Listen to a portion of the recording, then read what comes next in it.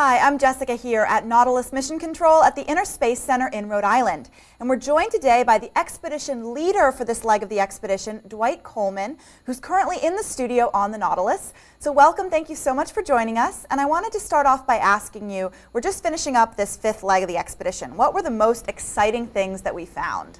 Well, we had a fantastic expedition working off the coast of Spain here. We had a little challenges early on with the vehicles and some bad weather, but we managed to do 2 dives on this area called the Mediterranean Escarpment, and this was really an unexplored area we had never been to before. And then when we moved to the Alboran Basin, we really got closer to where the Mediterranean waters mix with the Atlantic waters. So we're seeing a lot of different biological activity and different organisms on the seafloor. So some of the most exciting things were really looking at all the different habitat. As you went from certain depth horizons up to shallower depth horizons, you saw the biology completely change.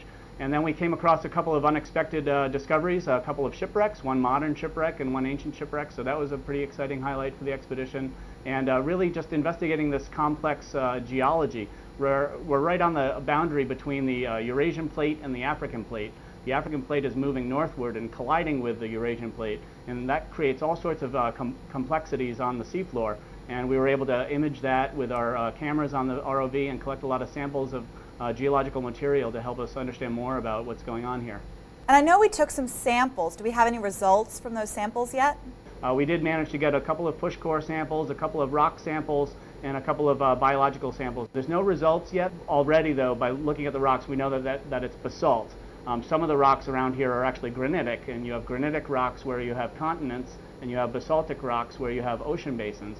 And so we've seen these basaltic rocks at shallower depths than expected. So what that means is that there's some tectonic activity that's either uplifting these rocks into shallower waters, or that there's volcanic activity in the recent geologic past that's produced these rock formations and these structures that we were seeing. So would you say we fulfilled our research goals here in Spanish waters?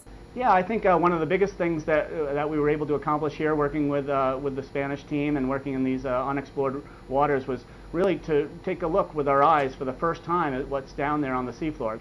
So really this was a great database that is ground truthing some of the bathymetric data that they've collected and really verified what we suspect is the submarine geology and the submarine biology for this area.